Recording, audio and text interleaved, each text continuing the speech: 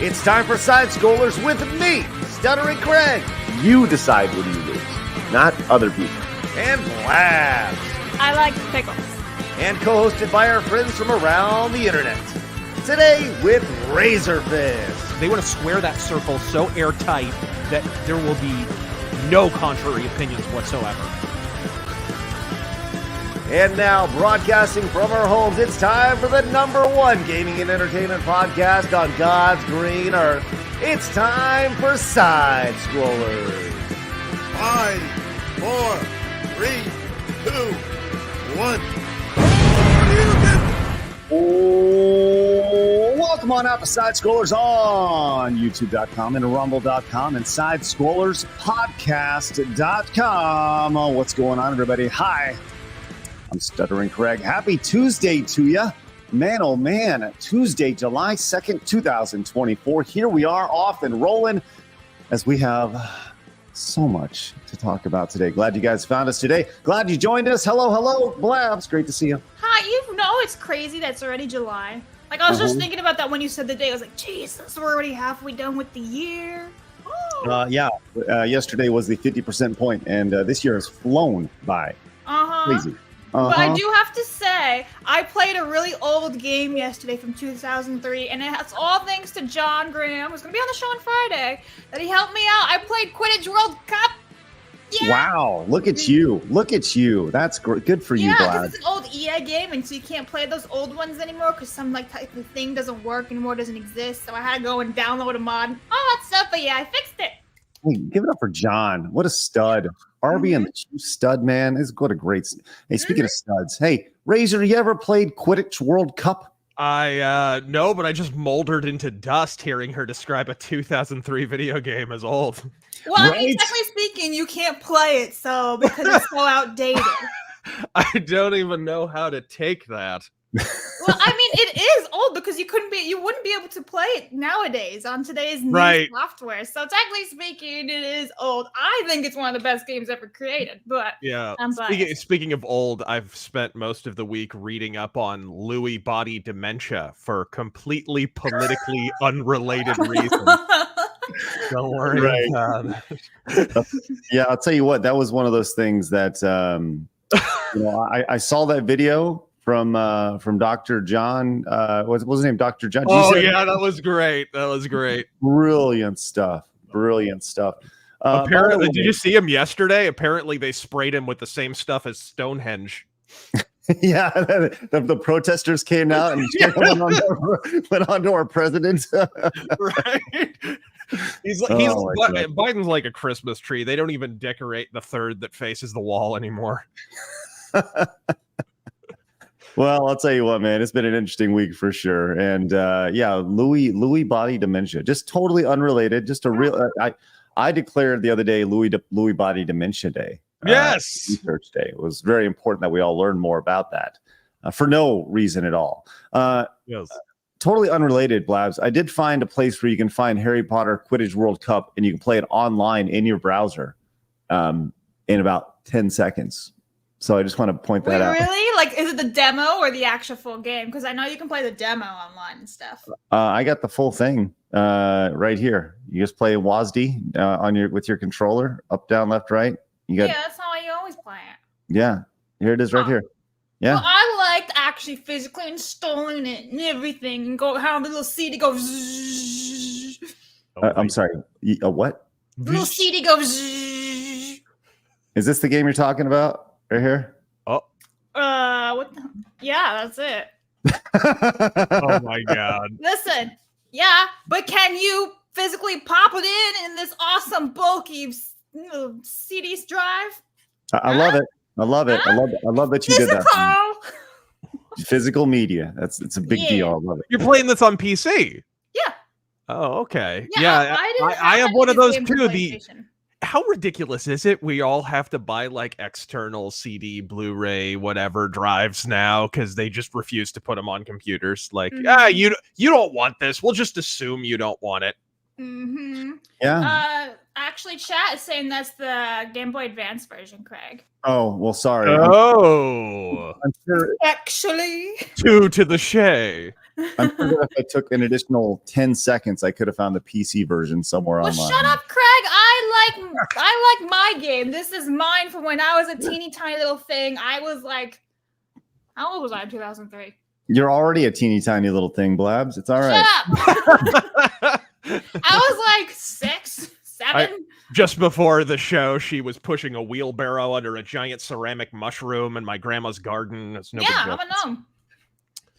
Well, I'll tell you what, we're gonna have a great show today. If the intro is any indication of that, I'll tell you this much. We got a lot to talk about. We have one of the most brain dead takes I think I've ever seen, and some people are like defending this take. I don't get it. As a parent, I don't understand it, and I'm kind of fired up about it. I talked to my wife about it. She doesn't understand it. We're gonna get to that. We also have a phenomenal skit that we're going to check, that we're going to watch. I'm talking, this is primetime comedy we're talking about here that will absolutely enrage people in the video game industry. We're going to check that out a little bit later about how games are made today. We're going to watch that. We also have some updates on the She-Hulk actress just being totally off her rocker. Frank West has been removed from the upcoming remake of Dead Rising, at least the old school Frank West. And of course, we have some great July 4th stuff, which is Joe Dirt July 4th throwback for you guys, which we'll get to very, very shortly. Are you a fan of Joe Dirt, Razor? Yes, absolutely. Love me some Joe Dirt. Yeah, big fan of her on G4. No, wrong, Joe. This is the David Spade version. Of right, Joe gotcha. Yes. Okay, yes. That's Joe Dirt. Well, look, we got a lot going on. I'd like to remind you guys, we are live over at rumble.com/sidescrollers. Do us a favor, hit the follow button over there as we close in on 8,000 followers over there. Let's continue to grow. So do us a favor, hit that thumbs up or hit the follow button over there. We'd really appreciate that. We also have an X account where you can watch the show, as some days we just blow up over on X, which is wonderful. So make sure you guys hit the follow button over there at Side Scroller Pod. You can get clips and you can watch the show if you can't catch us over here on YouTube or Rumble or wherever it is you're tuning in. We also have an X account, don't we, Blab? I'm sorry, an Instagram account, don't we, Blabs? Yes, we do. What was that? Anyway, you can follow us for memes and clips of the show. Otherwise, some sort of violence upon you. Very divisive. Good job, Blab. We also have a Kick account, and you can listen to the show over on Apple Podcasts and Spotify as well if you don't want to look at our stupid faces. I do encourage you guys to head over to Locals. That's sidescrollers.locals.com, or just go to sidescrollerspodcast.com. That'll redirect you to where you need to go, sidescrollerspodcast.com. Because tomorrow in the afternoon around 2-ish, 2:30, I'm going to be watching an 80s movie. That's all I'm going to say, an 80s movie. I'm not sure what that movie is going to be, but it's going to be an 80s movie. I was thinking Fast Times at Ridgemont High. I was thinking UHF. Maybe we'll do Bloodsport. I don't know. I vote Ferris Bueller. Ferris Bueller is an option. Absolutely. We will see. Tomorrow, 80s movie in the afternoon with Craig. We're going to be doing a reaction to that. I said Bloodsport, and I immediately went like, Bloodsport. Yeah. I did watch it recently. So but how many? Kumite, Craig. What's that? Kumite. Kumite. There we go. Man. That'd be great. So yeah, okay. I think Razor just sold me on it. We're gonna need to watch Bloodsport tomorrow. That'll be or Kickboxer. It's lesser clone. Oh right. They made 4 Kickboxers. Of course. Just like they made like 19 American Ninjas. Dude, maybe we're talking about Harry Potter over here being a big series. Let's go with American Ninja or whatever. Right. They were running out of numbers for that series. Like it went well into the modern day. Math stopped with the sequels. It did. Either way, you can find us over at sidescrollerspodcast.com. Make a free account over there. And if you want to support, you can. If not, that's fine too. But it will be available to everybody over at sidescrollerspodcast.com. But if you're new over here on YouTube, hit the subscribe button. Join the 86,300 normal men who are looking for common sense in the video game space. Guess what? You found it. It's right here. So hit the subscribe button. Let's do our best to hit 1,000 likes every single episode. So hit that thumbs up button. And let's do our best to get to 25 memberships. Now, we had a couple super chats before the show started. Blabs, did you track those down? Did you see them? Because they disappeared on StreamYards before we got started. No, I just see the first one from Nick W. Was there something else? Yeah, we'll go and read it off from Nick W. All right. So Nick W W says, Shadow of the Erdtree wasn't that hard. The final boss with DLC was hard, although the rest wasn't too bad. It took me 2 days to beat the final boss. That Thanks, was the Nick. very first one I see. Thank you, Nick. And I see Black Bull saying, Happy late Bobby Vanilla Day. Every July 1st, Bobby's a vanilla? Stop. It's like vanilla, right? Bonilla. Yeah. How do you get that? There's two L's. No. It's Millie Vanilla, actually. It's what it is. What? Blabs. Bonilla.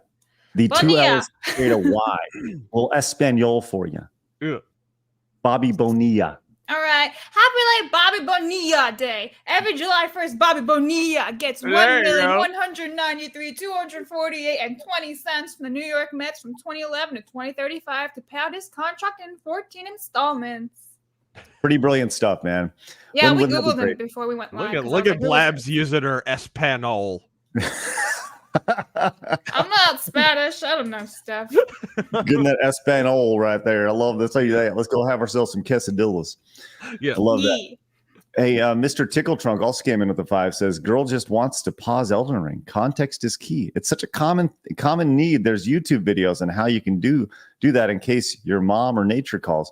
Well, Mr. Tickle Trunk, we're going to get into that in just a little bit. She does just ask for a pause button. And it makes no Those sense. games should have pause buttons. It's been irritating ever since the very beginning that they don't have them. He followed up. By the way, you can pause Elden Ring if a female calls on you for attention by going to equipment, help, explanation. Now you can take out the garbage, Timmy. There you go, Mr. Tickle Trunk. See, we have ways to figure. It's just that easy. It's not just pause. It's equipment, help, then explanation. There you go. It's just that easy. That's simple. A simple 9-step process. That's right. To pause the game. Yes. Raven the Red says, hey, Razor, what are your thoughts about the controversy regarding Blackie Lawless and Wasp using backing track during their live shows? That's been a big controversy in the industry for a while. I think in Blackie Lawless's case, it's because the dude is physically just ravaged by time. Like, he's got a busted back. He had to cancel some upcoming tour for this. Like, he's got crazy hip problems and leg problems and knee problems. He barely moves on stage because of that. Like, I think that has a lot to do with it. Plus, he was on a longer tour than usual. I mean, I've seen them live I actually saw them live on that tour where he was accused of using backing tracks. He didn't use them at the show I watched. So I wonder if he canceled the remainder of his tour shortly after that video came out. So I'm pretty sure he was just, physically messed up or something. And that had something to do with it. I don't know. It's like every pop star under the yellow sun uses backing tracks. I'm not sure I really care, especially when the guy's like in his 70s. Right. Like, you know what I mean?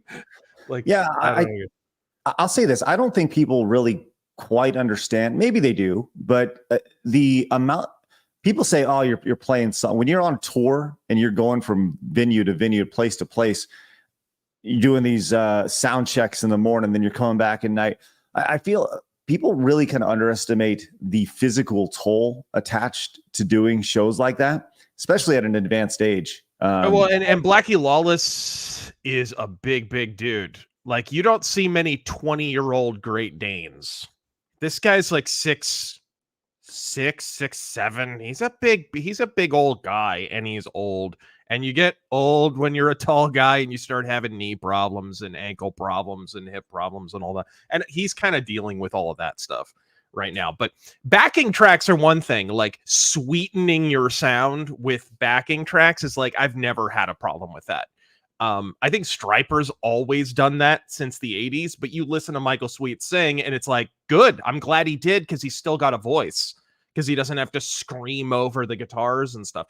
I think people just look for controversies to stir up. It's retarded. It's like, we're talking about whether or not Blackie Lawless has a backing tape over when he sings, because apparently, like, the implication is he can't sing. It's like, well, wait a minute. The lead singer of Avenged Sevenfold could never sing, and you didn't have a problem. Like, and he's like half of his age, right? There's so many bands where the front man could never sing. There's no vocals to sweeten, and we're not pissed off about it. That's kind of my main issue with it. I think that makes sense.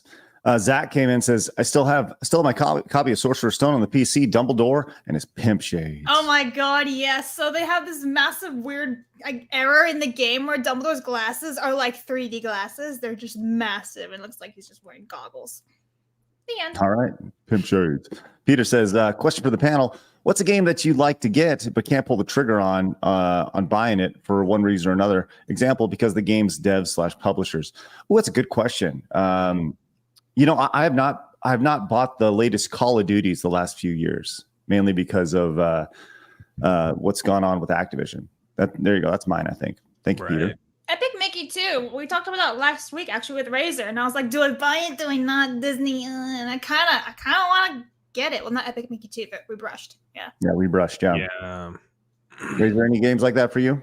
I mean, there's games that are just too expensive because retro gaming prices have shot through the stratosphere. Like when I bought Breath of Fire 3, it was used. It was already like a 10-year-old game at that point, or more than that, like maybe 15-year-old game. I bought it for $10. Go look that game up right now. It's like, if you can get it for $65, it's because it's in like a sandwich bag and covered in scratches and there's no jewel case or whatever. Retro, that's the main thing, is there's a ton of games that I'd like to get, but retro gaming prices are just a cartoon. Speaking of retro gaming prices, this is a viral tweet this past week with almost 80 million views over on X. I don't know if you saw this being passed around, but the Guy game for Xbox was going for $250. This is at I think it was at Too Many Games up in Philadelphia. Okay, so here's the preface of this. And the reason why I see all this Dr. Disrespect stuff over here. So I've seen this game, and it actually had a full playthrough on YouTube for a while. But the Guy game was exactly what it sounds like. You know, when you think of the old Man Show of like the girls jumping on trampolines and stuff, jiggle physics and stuff. Well, except what happened was, there was a guy who'd go up and he'd interview these girls, and I think, like, if my memory escapes me, but I think it was like if they got the question wrong, they had to take off their top or something like that, right? And look at Vlad, like, oh. So, but here's the thing: that game had a minor in it. A 17-year-old minor in it. Oh, no. So apparently at Too Many Games, they had like... no, they didn't like play it on a screen or something, did they? No, but the person selling this game, apparently cops showed up, and because that is technically selling child porn, right? Oh, so, wasn't there like an action movie actress chick who had been in porn and she had been a minor, like back in the day? And there was some legal precedent set forth where, like, if enough time has elapsed and they lied about it or something. Who was that? It was like a big news story back in like the 80s or 90s or something. You remember what I'm talking about? Vaguely. I felt like there was a legal precedent where it's like, okay, after a certain amount of time, the cops don't show up to your house or something like that. Right. I don't recall. But chat is saying Tracy Lords. Okay. Yeah, well, I thought that something like that happened. I can't remember. You know, oh my gosh, this is actually hilarious. Speaking of the Guy game, let's go back and look at what IGN had to say about this when this game was released for the PlayStation 2. Okay, and tell me if they would ever release a review like this again. IGN gave the Guy game for the PlayStation 2 a 7.7 out of 10. Here are the Blabs. Why don't you give us IGN's ratings here if you want to go down the list? 7.5 for presentation, a 7 for graphics, which by the way says boobs, and more boobs. Wow. Yeah. No, we have to start from the top. Hang on. 7.5 for presentation, simple, easy rules and explanations, plus boobs. 7 for graphics, boobs, and more boobs. I mean, what else matters when there are at least 120 plus boobs here? Wow. 7 for sound, boobs, and more boobs. Do you hear me? Who cares what it sounds like? 7.5 for gameplay. So once you unlock the boobs and you see the cheerleader boobs, you'll get the chance to see more boobs. And 7.5 for lasting appeal. The single-player campaign has 1,000 alternative questions for sloppy seconds. Yeah. But it should last best as a multiplayer game. Boobs! Overall, 7.7. Good. Yeah. Out of 10, not an average. I don't know. Seems like they had some minor issues with it, though. I don't. Yeah, this is wild. All right. I feel like they would refuse to rate it today. They'd be like, we can't touch this. Preposterous. I 100% agree. 100%. That is considering who we're going to talk about and who they used to work for. That's an interesting review. Yes, absolutely. I would also like to remind everybody that what was it? 7.8 out of 10 was I think it was a Pokemon game. For too much water. IGN gave a Pokemon game 7.8 out of 10 for having too much water. They gave the guy game 7.7 out of 10. Well, don't forget they also rated that Resident Evil game, and now they're like, oh, it's racism. So IGN is fun. Anyways, fun little titties. There we go. Titties. Now we know. Hey, speaking of. We do have a nice little start to the show, Blabs. We'll get to our palate cleanser to start a little early, then we'll get into today in gaming history. Blabs thought this is. It literally says in our run sheet, it says for the boys, goddamn. That's what it says. Then Blabs wrote that, by the way. Mm-hmm. So here it is. This is what she says. This is Margo Robbie. Mm-hmm. And you like that, Blabs? Don't you think she's beautiful? Like, holy crap. Yeah, of course she's beautiful. I thought it'd be a nice palate cleanser because all we see are fuglies. So it's a good point. It's a good point. You're welcome. I mean, nobody can deny she's not stinking hot. She's gorgeous, and she's a nerd, so it's like double points. Is she, or is that a marketing thing? No, she's an actual nerd. She like Henry Cavill building computers, like that whole thing. You think that's fake? Yeah, I think it's as real as gas station sushi. You take that back. Take it back. He is a nerd. He's beautiful, and you leave him alone. It's as genuine as Pamela Anderson's breasts. Ooh. I mean, yeah, if you take a little needle to him. Deflation. All right.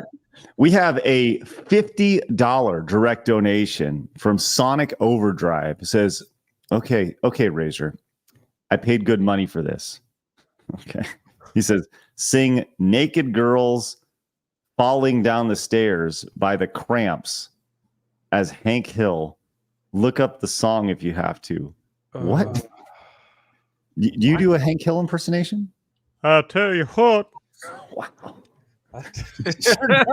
I do, but I don't know that song, and I'm not gonna look it up. I don't like the idea of looking up that. I'm gonna wind up on a watch list. Don't worry, this is what you get for 50. Let's go. Look at that. There you go.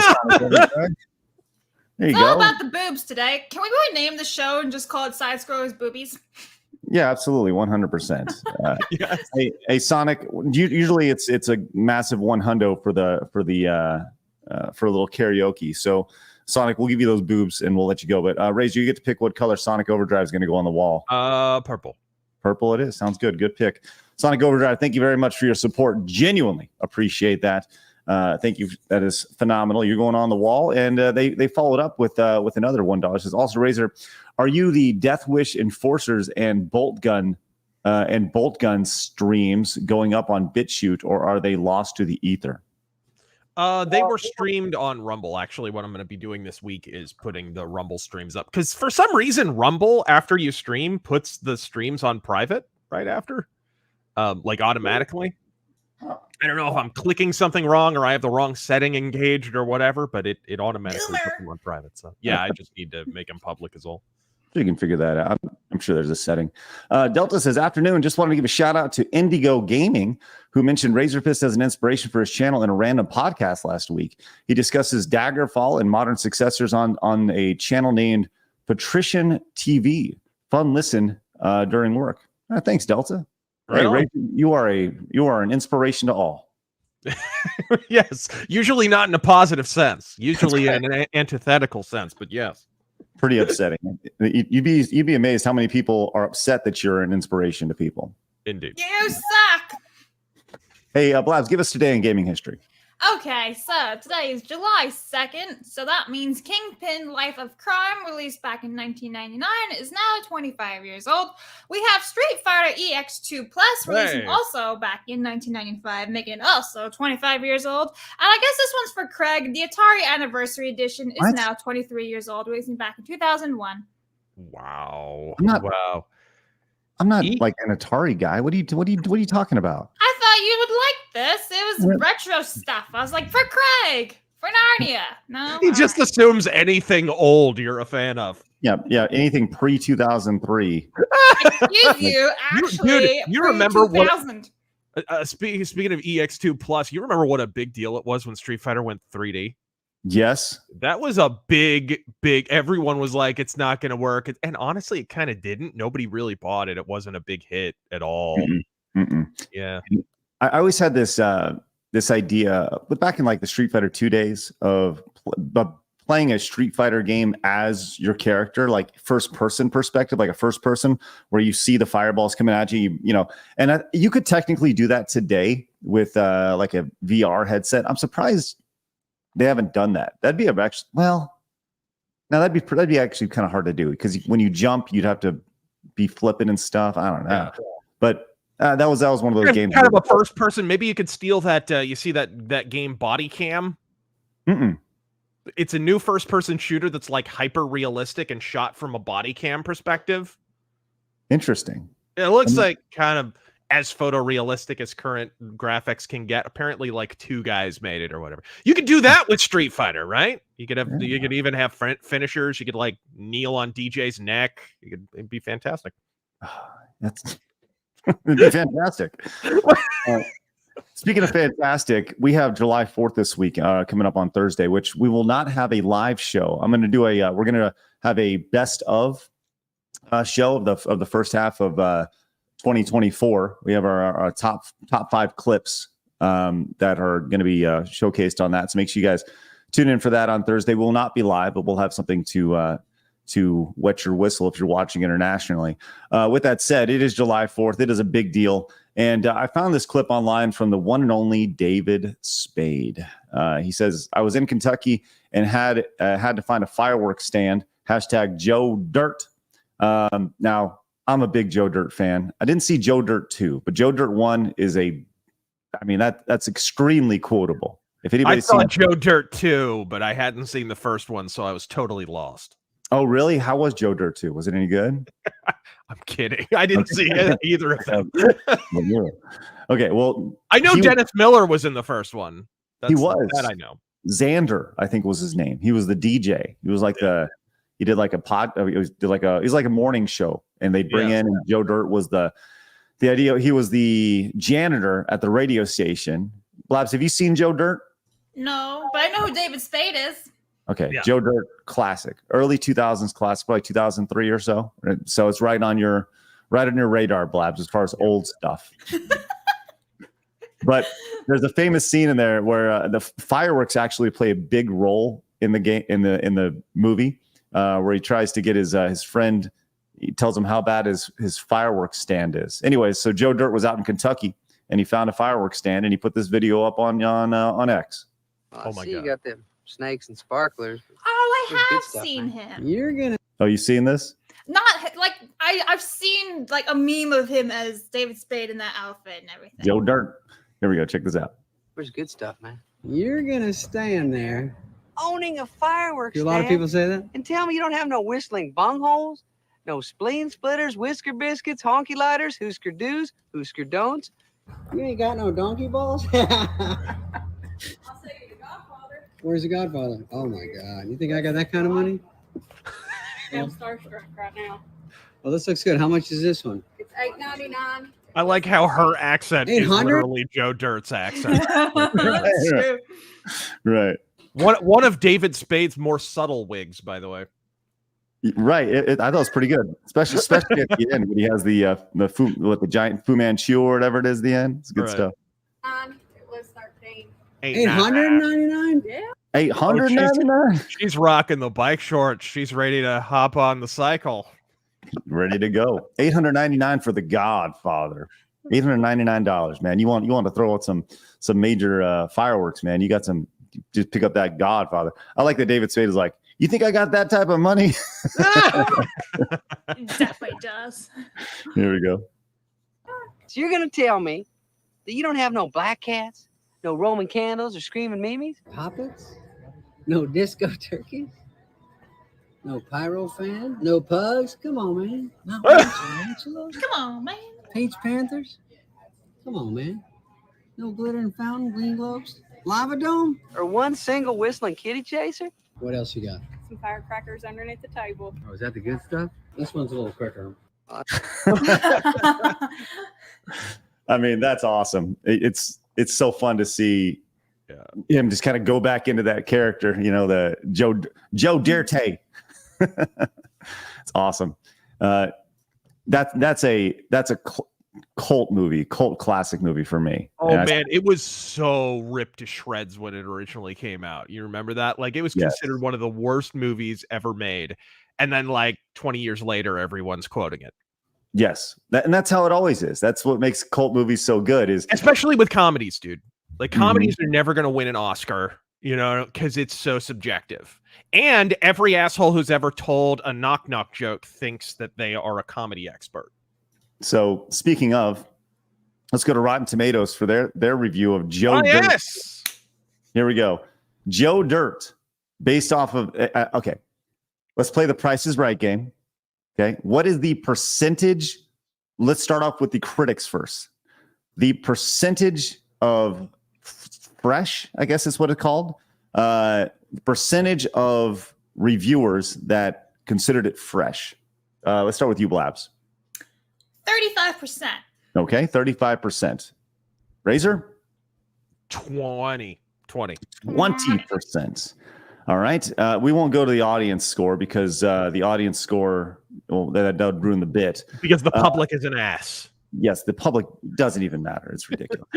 Joe Dirt with 76 once again, 76 reviews from the critics. 9%. Wow. 9%. I told you it was lambasted when it came out. Like, seriously. Well, it was considered like it was supposed to have killed David Spade's career. I think it did the opposite. I think Joe Dirt is the best. So good. So This good. kind of reminds me of the movie Love Actually. It didn't do very well at the box office, but now everybody watches it for Christmas. Like, it's a huge thing. But back when it came out, no one cared. Whisker do's, whisker don'ts. It's awesome. What a great scene. Love it. All right, let's move on to another movie coming up. I'll tell you what. Joe Dirt did not have this budget because the rumor for the new Captain America movie, Brave New World. Let's go back to the Price is Right game here.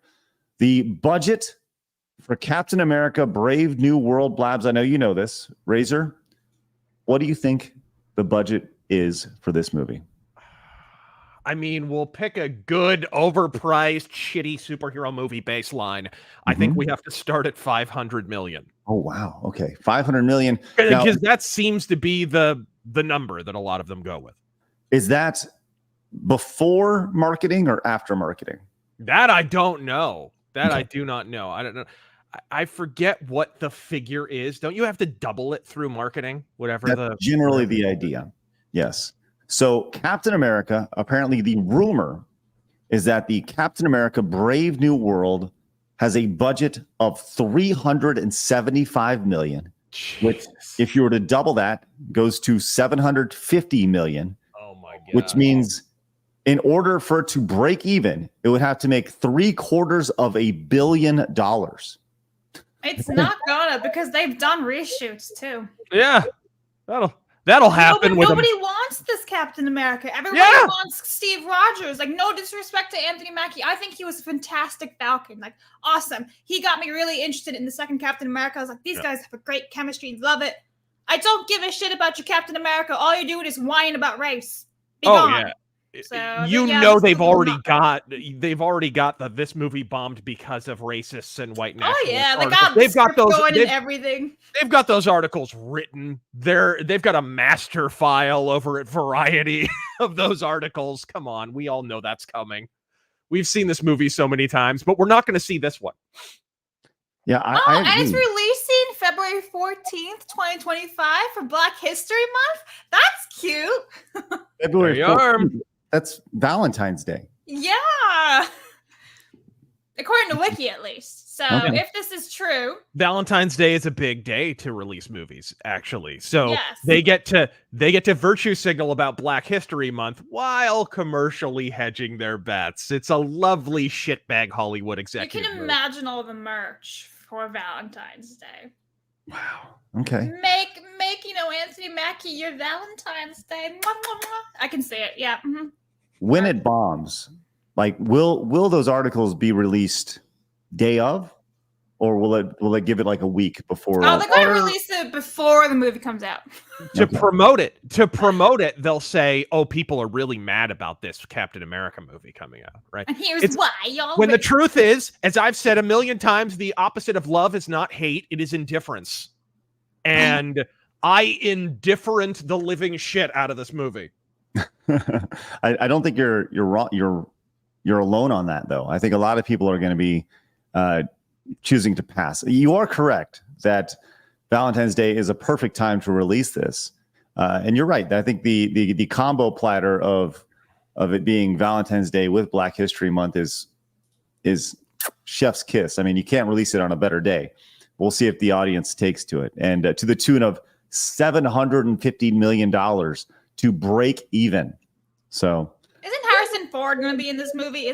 I swear he's in this movie.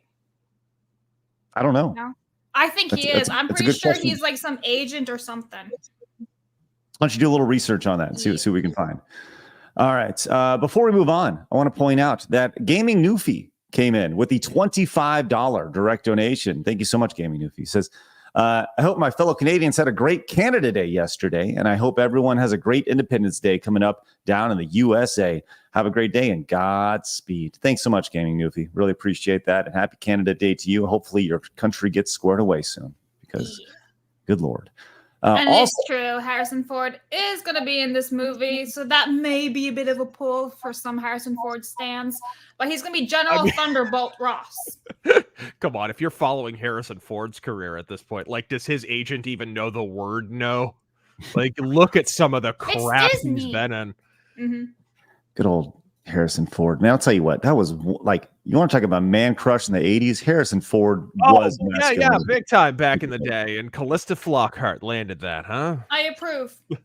That's what I wonder. I'm like, why does he keep saying yes to all these movies? It can't be for the payday. Like, what? He's going to be dead in like a few years, right? So does Callista Flockhart need the money? Like, you know, we know she's not spending it on food. Look at the woman. I don't know. So I have a locals tip, and it's a meme too, so I'll share the meme. But this is from Just G for $2, and it says, "You're talking to my guy all wrong. It's the wrong tone. Do it again. I'll stab you in the face with a soldering iron." I don't get it, but thank you for the $2 over on locals. Blabs, make that a little bigger, please. Can you blow that up for me, please? Yeah. I want to. It's Christopher Walken. It's his line. You're talking to my guy all wrong. It's in the wrong tone. Like, I can't do it, but you do it again, I'll stab you in the face with a soldering iron. Like, it's Christopher Walken. That movie is brilliant. If you've ever seen it. Is this a David Spade movie? Yes, yeah, that's Joe Dirt. That's right. You're talking to my guy all wrong. It's great. All right. Hey, speaking of food, have you ever heard the stand-up Brian Callen? You know who Brian Callen is? Yeah, I think he's pretty based. Podcaster, comedian, whatever. His impression of Christopher Walken as a pigeon. No, Vlad's pull it up. What? No, I'll just do it. I'm a pigeon. Cool. I've seen the Fat Boy Slim video of Christopher Walken. I fucking love it. Oh, that's great. I like that one. It's genius. Hey, Yeah, he was Johnny. in Mad TV. He was the what was he? He was the you know what I hate guy. Johnny the Butcher came in with 5 gifted memberships. Brian Callen is spectacular. Johnny, thank you very much. So did Psychotic Mongoose came in and gifted a membership. And Mage Leader also became a brand new member. Thank you so much, guys. That's spectacular. Really appreciate your support. Thank you for that. That's outstanding.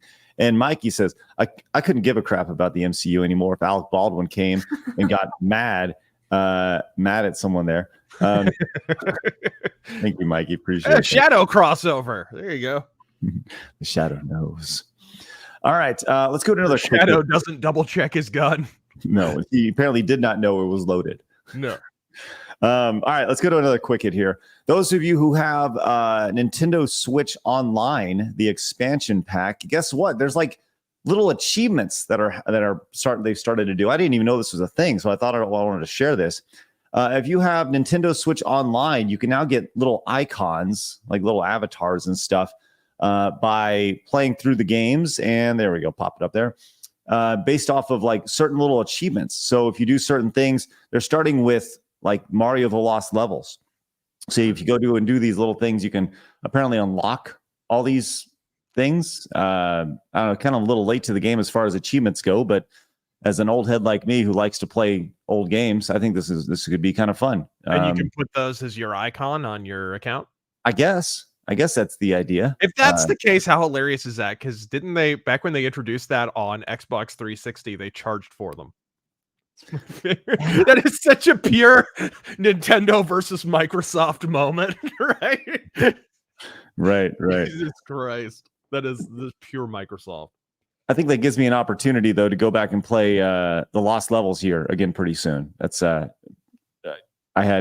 feel you're not depressed enough. You know, I'll play through games, and then honestly, I just kind of forget about everything that happens in the game. I just kind of like turn the page in my brain. So when I go back and play them again, it takes a while to kind of get back on the bike and remember all the things that happen in it. But that is a game that I think I'm going to make an annual playthrough of, Mario the Lost Level. It's a beating, man. It is an absolute beating. All right. Speaking of beatings, Team Fortress 2 has had a bot problem for years. This is one of the most, Team Fortress 2 is thought of as like one of the best games ever made. A lot of people love it. And there's been a campaign that has been going on for the past probably month or so called #FixTF2. And it has been an ongoing campaign after years of just more or less abandonment of support for this thing. We've touched on this very, very briefly. But after this campaign, Valve has actually listened, and they have stepped in with a bot demolishing ban wave. And it says a firm line of appeals just saying no. So let me just kind of walk you through this here. So there's a bot drama. So they more or less stepped back from support of the game in 2017, right? And then it got overrun by bots. And the community came in and was like, hey, man, what's going on with this? And they even, as it says here, they acknowledged it in like several years ago.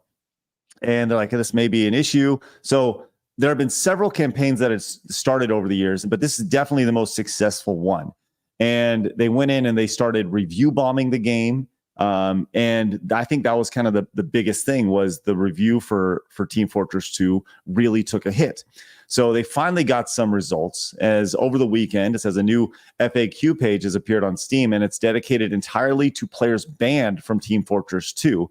It opens with the line, and you really have to imagine this delivered in Heavy's voice. It says that Team Fortress 2 game bans are permanent, non-negotiable, and not removed, and are not removed by Steam support. So it goes in and it actually asks, it says, if it somehow gets even better from there, the behaviors Valve lists are cheating, manipulation, botting, and or automation, and interfering with the normal operations of game servers and other players, and blah, blah, blah, blah, blah. So this is a following excerpt from the text. It says, can you tell me why I was game banned? No. Can I appeal my game ban? No. I was not using my account when the game was banned. Can the ban be removed? No. Can my Team Fortress 2 items? Can I move my Team Fortress 2 items to a different account? No. So they have come down fast and hard after this campaign, which I think is actually pretty cool. I don't really know the last time. I mean, it took many, many years for this to happen, but I mean, congratulations to those who were so adamant about it. Yeah, I don't know what the monetization, like what exactly the incentive is, because nowadays for cheating online, it's not just small PP gang. It's also people are running like boosting services and stuff like that. Like literally the people will be using cheats in order to carry someone else to a higher level or whatever. They'll team up with them and be up in a bunch of games with them or whatever. They actually make cash on this, right? And you look at kind of the profit loss statement and you realize, oh, they're making quite a bit of money, because even if they get banned, okay, they can just buy a Steam account that already has that game, in this case, Team Fortress 2, on it. And those are like $2, $2 to $5. If they get paid $20 for this boosting service for every single one, right? They're still making a profit. And so this is like a whole parasite industry in a ton of different games. It kind of depends on the games, but games like, in particular, Tarkov are just lousy with cheaters like this. They're starting to address it in a game I play a lot, Hunt Showdown, extraction shooters and battle royale type games. This is a big thing. So this doesn't surprise me at all. Well, what's interesting about this is that, you know, the player base had diminished pretty dramatically from obviously its heyday. It's 60,000 people playing the game is still nothing to, nothing to laugh at or scoff at.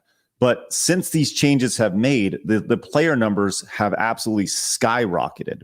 And you can see the player base here. This is last month over the last 30 days. It was 91,000, dropped down to 70,000, down to 68,000, and it doubled. It has doubled since they made these changes, up to 150, almost 150,000 people, 140,000 people. It's like Helldivers 2 on opposite day. Right. So, I mean, good for Valve, good for the community. I think it's a win for everybody. Everybody's going back and checking out the game because now people can actually play the game, and they're like, oh, it's like playing the game for the first time again, and they're rediscovering it. So, a little bit of support and just kind of wiping the slate clean with a lot of these spammers and modders and everything else that's gone on has ultimately, reintroduced people back to a game that at some point they loved. And I think more developers should listen. It only took 7 years for them to do it, but it is done. I guess better late than never, I suppose, huh? Yeah. So, all right. Another quick hit here. As we saw a Capcom thing yesterday, like their little game showcase. One of the games they showcased on it was Dead Rising, and just a fun little quick hit here. Did you play Dead Rising, the original one? Of course. Yeah. That was kind of the moment. You have those kind of watershed moments in gaming where you get to a new generation of gaming and you're not sure like what's actually going to differentiate it from previous generations. I will say this, a lot of people are down on the 360, PS3, whatever era. The moment I played Dead Rising 1 and all those zombies were on screen at once, I was like, oh, that's something I couldn't have done on PS2, Xbox. This is actually like absolutely something that is next gen. That's kind of the main thing I remember from Dead Rising, in addition to being a great game. Well, they're remaking it, and one of the things that's most notable about it is that the original voice for Frank West is not coming back. There's been some comparisons between the original game versus the trailer, and just pulled this up. This is the difference between the two, I guess, voice actors. Here we go. All right, listen. Don't forget to come back for me. As long as you're not dead, Fred. It's Frank West. Remember that name, because the whole world's going to know it in 3 days when I get the scoop. Frank West. Remember that name, because the whole world's going to know it in 3 days. So you definitely tell the difference between the two. Yeah. Razor, your thoughts? They kind of went with They're like, he sort of sounded like a wop. Let's just steer into that. Why the hell not? Let's have him sound like he's deep fried in grease. Sure. What the hell? He's he sounds like a fat MLB umpire. Like you just what the hell? You're out of there. If there's a vocal representation of a fat Major League Baseball umpire, it would be Frank West in the remaster. Right? So what's interesting is the original voice actor wasn't even approached about it. They didn't even go to him. According to this article from IGN, he was asked about it, and he says, "I simply wasn't called for the mission." So he put a tweet out talking about it, and says it was. He said the reason are the producers' own. So was never approached about it. So for those of you looking for OG Frank West, you're not going to get it. What a bummer. So kind of odd. All right, let's move on to let's go a little crazier here. We've gone back and forth. Let's go to thatparkplace.com for this next story. She-Hulk. Razor, did you watch She-Hulk at all? Absolutely not. Well, they cucked my boy Daredevil and put him in a goofy yellow outfit. No.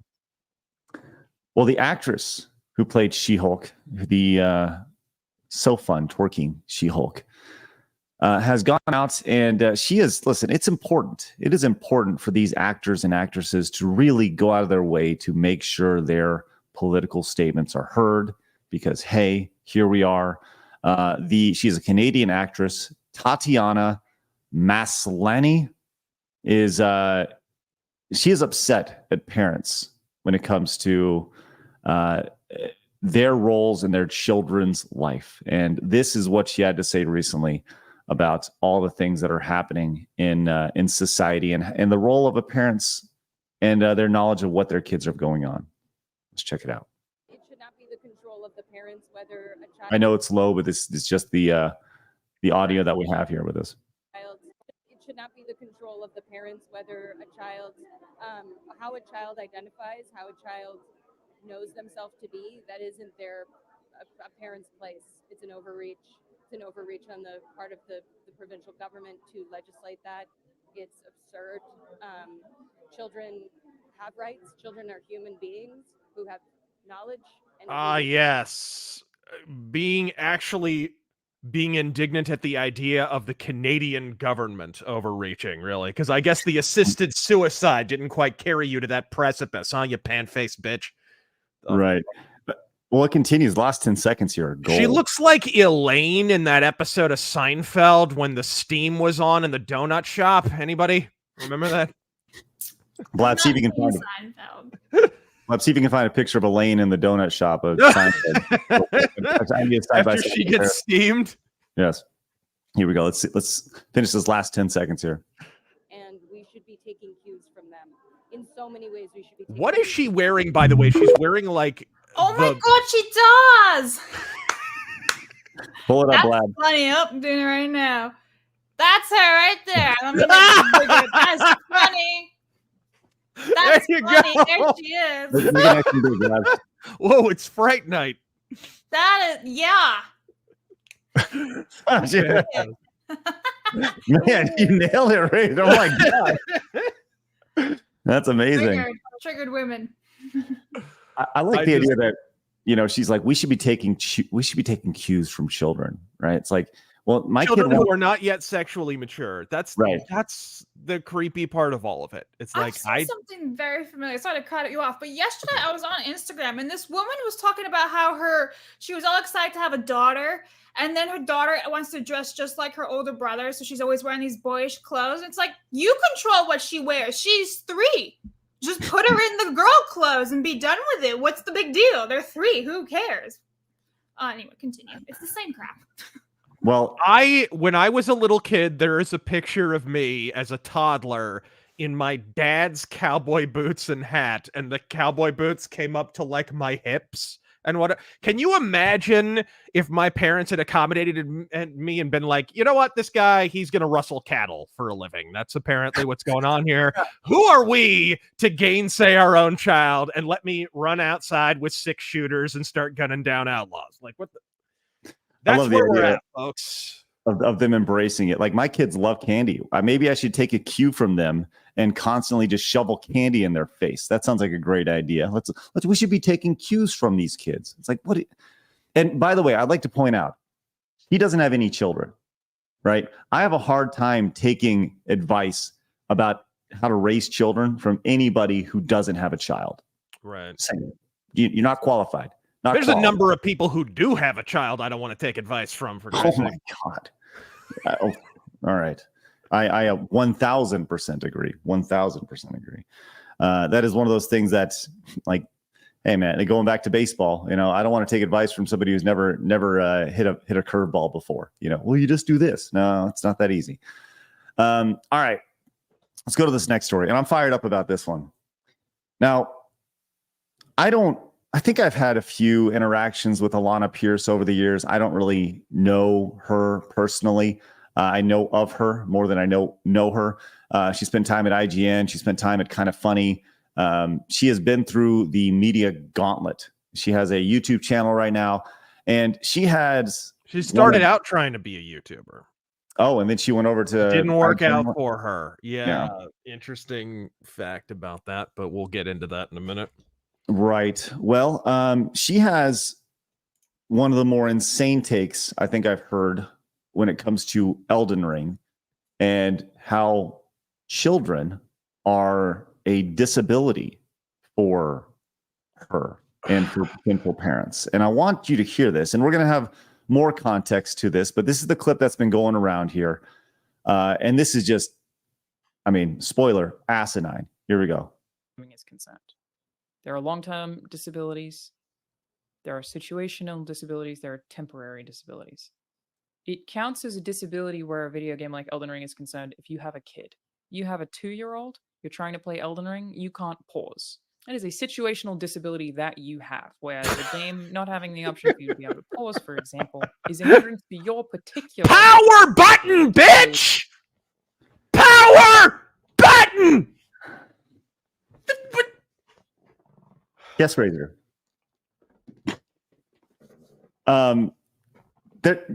She certainly does have several situational disabilities from the sound of it.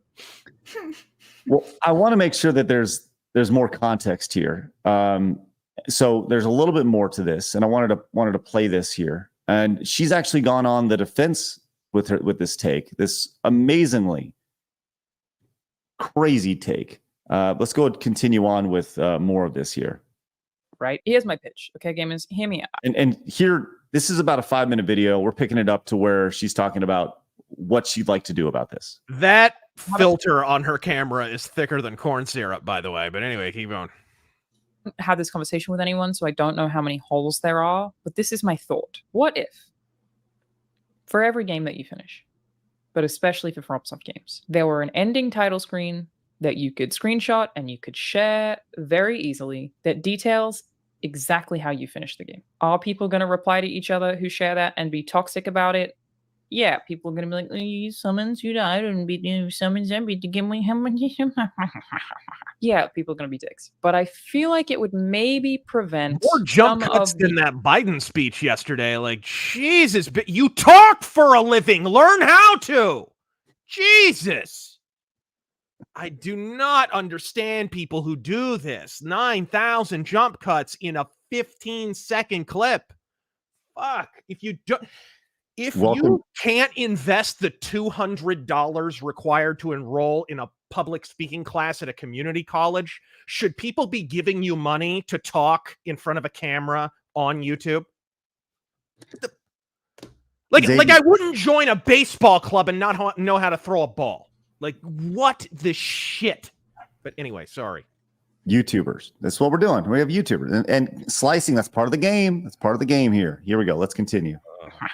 Yeah, people are going to be dicks. But I feel like it would maybe prevent some of the extra accessibility-specific gatekeeping. Like all of these people who are vehemently against accessibility options, which is really, again, just in-game customization options. No one's asking for less or more damage, but like less button presses or there's a large list of things that can make it easier for disabled players to play a really hard game and still have it feel really hard, but still be able to play it, you know? But what if you get a screen at the end with the credits that shows exactly how you played it or what options you had on or off? In my head, this would alleviate a lot of that discourse. People are saying like no accessibility whatsoever because I want to be able to play Elden Ring the exact way that I want to be able to play it. And I feel like those people are shooting themselves in the foot because what if they get one of those temporary, situational, or short-term disabilities? You break your wrist, you're not going to be able to play Why Elden are Ring. you blathering like this when you could just be like, I wish there was a pause feature? I said that in my Dark Souls 2 review, my review of Bloodborne. Every time I review a FromSoft game, I'm like, hey, why is there not an optional pause feature? There's an offline mode, right? So you can't say there's no pause feature because it's always online. No, it's not always online. You can turn offline off.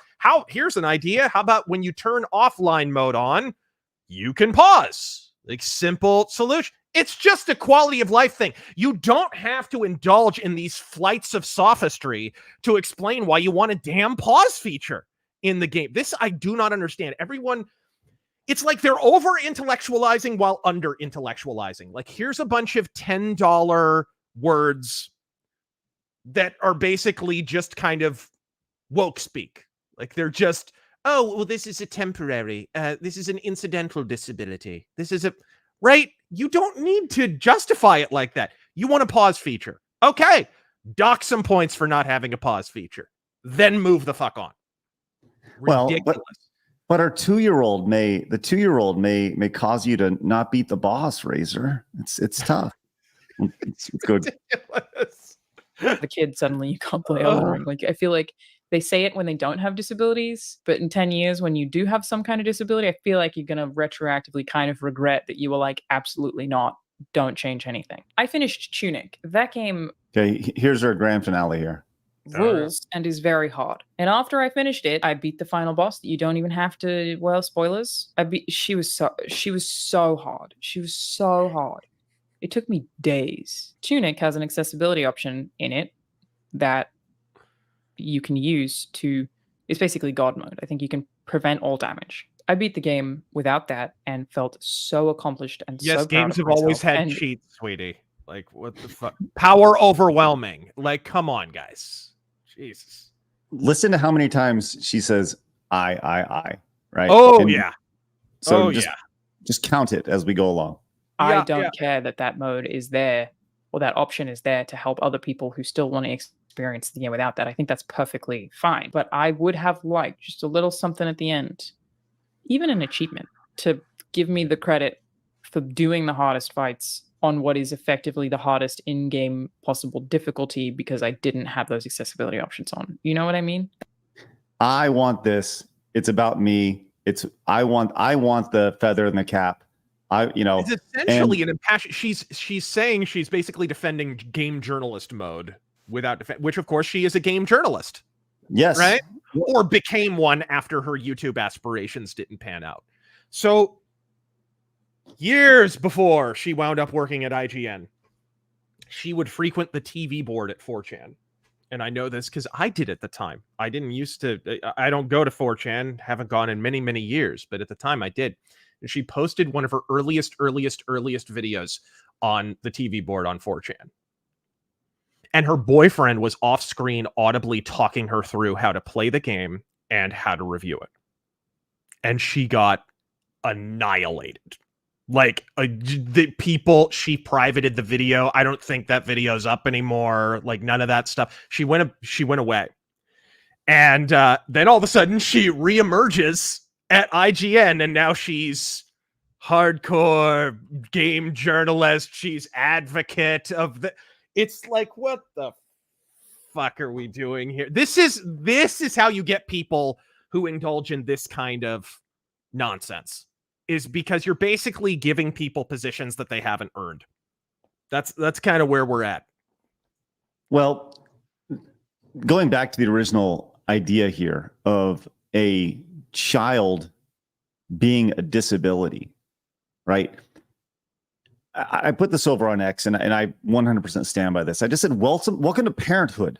The idea of leveraging your kid as a disability because you can't pause a freaking video game is insane and shameful. And here's the bigger point, is that she's going to get, or any parent will get, way more enjoyment and memories out of spending time with your 2-year-old than whatever you do in Elden Ring. I promise you that, right? Whatever video game accomplishment that you feel you need, whatever achievement that you can get, whatever end screen you have that tells you how great you are at video game, the number one achievement that you can have is having a great kid, passing on your legacy, your life, ultimately building their legacy, their life. And it's honestly, here's the biggest thing about it. What a slap in the face to people with actual disabilities, people who actually struggle on a day-to-day basis. Like game journalists. Like, she has the greatest disability of all. Let's be real. It's also Australian. It's crazy. And then she's also conflating. She's conflating in a major way the idea of a disability and a mild inconvenience, right? The idea that your child may need you is not a disability. It's a mild inconvenience to something that you like to do. I'm sorry. Welcome to life. And that is a great metaphor. That's the most insane thing about this whole thing is these people live in such a bubble. They've lived such a privileged life that when the slightest hardship hits them, perhaps, I don't know, raising a child, that it's seen as a disability. How disgusting is that? I hope to God. I don't know, Alanah. I don't know if you know she has a child, right? Maybe she's speaking for other parents. And if she has a child, man, I feel so sorry for that kid. I get that video games, you like video games. They're just games. Yeah. They are games. They're meant to escape, right? If you're making the argument even from a journalistic perspective, okay, are movie reviewers, did they suffer a disability because kids might distract them while they're watching the movies? You know what I mean? Like, they might have kids that they need to pick up from school instead of sitting down in a theater and watching, the 10,000th terrible Marvel movie. You can literally relate that to anything. Yeah. Like vacuuming. Oh no, I can't vacuum. I have a disability. I got a child. And also, my other point to this is that she's so self-centered that she thinks everything revolves around her, as we noted. But like, Elden Ring isn't for everybody. That's the point of it. It's not for everybody. It's a really hard game. So if you can't play that game, that's on you. That's a you problem. Go play something you can play. Something offline that you can pause. Whatever the problem is. Just go do that game. Not a big deal, but you have to go and make it cry about it on the internet and get some clout, and everyone's talking about her. So I guess she wins, because now everyone's like, this bitch sucks, and like rightfully so. She is an idiot, and now people are like, oh, so this is what gamers are like.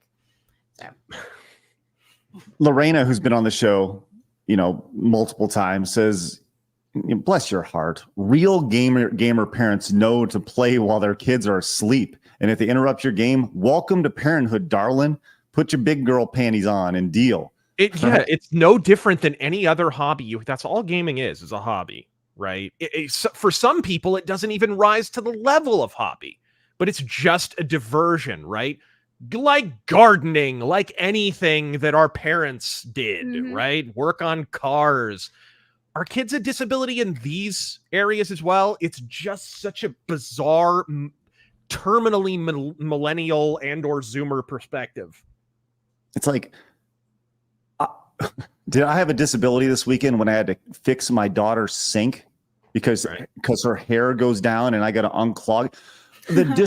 All I wanted to do was watch sports over the weekend, but the disability of my children, I had to having hair. Damn it! Oh my God! Like, what a joke! Should really be getting a check from the government every month, Craig. I agree. Govern me harder, Daddy.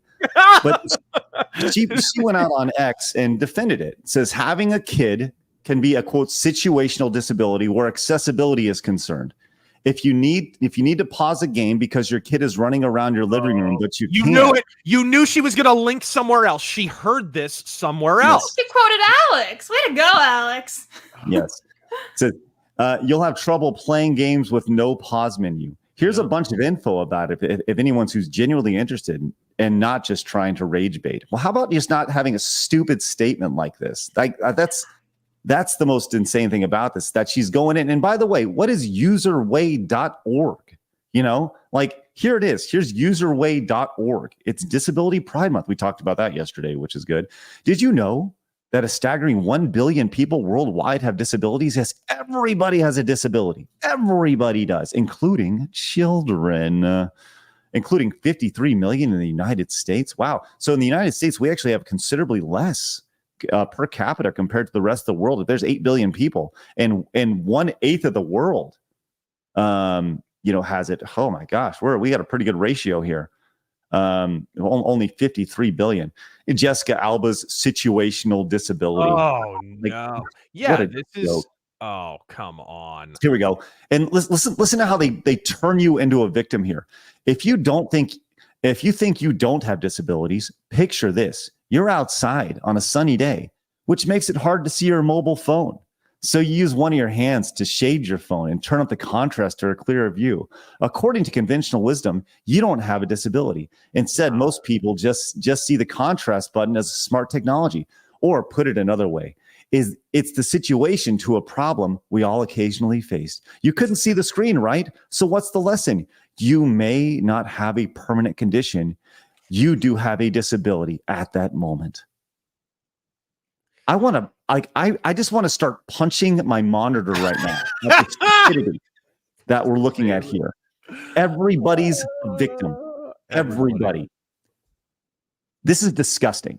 And userway.org should be shut down for this ridiculous propaganda. The idea that you need to be a victim. You're a victim. You're a victim. You're a victim. And if you're not a victim, here's a reason why you're a victim. Right. What a joke. Which is hilarious because at the same time, they call people who have kids breeders, right? So it's like, what are you? So we're privileged and we have a disability. How does that work exactly? All I have to say is be kind to your children, folks. Don't treat them as a disability. They're the ones who choose your nursing home. All right? That's true. That's funny. DM Zaku says, I'm handicapped. They don't speak for me. And JP says, so any slight inconvenience is considered disability? That's right. Congratulations. My mug is too far away. I'm disabled. I can't reach it on my desk without moving. We have major issues. Like major issues. If this is pathetic. And I mean that in the from the bottom of my heart. Yeah. From one parent to you.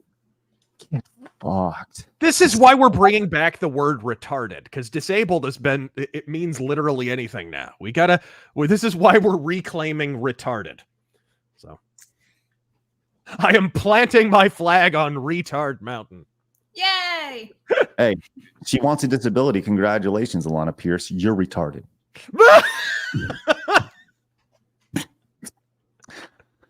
All right. Sorry. I got to take a step back. She's dumb. What's that? She's dumb.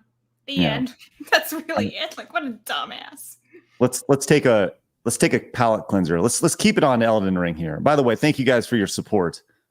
By the way, Wheeling Through Life with Brian with the 10 over on Rumble says there's no correlation between disability and parenting. Come on, lady. That's Brian, who lives his life in a wheelchair. Brian, way not to be a victim. Way to go. Love that. All right, let's have a little palate cleanser here before we move on to our last wonderful little segment here. This is, I have not seen this, but so Lab says this is great. It says, my son recently got into gaming, and of course he wanted to play Elden Ring. He has autism and is an 8-year-old boy and is very low level and refuses to let me help him at all. This is him fighting Radan, Radahn, right? And here he is. What's that, Blabs? Oh, I don't know how to pronounce it. All right, let's check this out. 1 minute, 50 seconds long.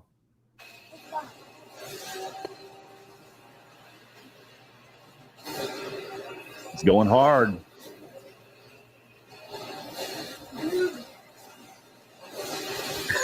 Let's go. Man, he is in it. I love the bouncing. be a fun way to play. I've never played that before. When you play a video game and you bounce around. I can't imagine playing a game like this when I was 8 years old. Like unreal.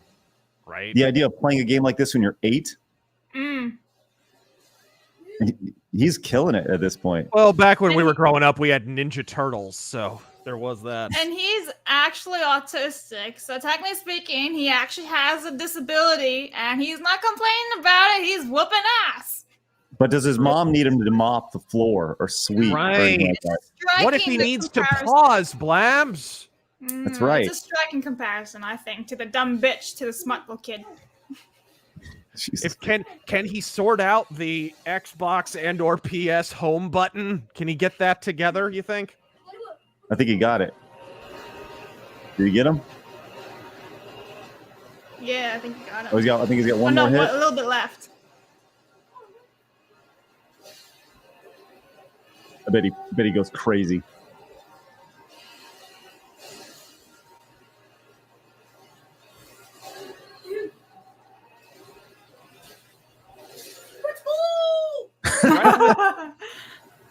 Right in the nads. I beat him with Dawn. I beat him. I did it. Good for him. Good for him. That's Round great. of applause Stuff. for that. Yes. There's your palate cleanser, kids. That'll make you feel a lot better. Great stuff right there. Awesome. All right. Real quick, I want to read a couple of these direct donations in.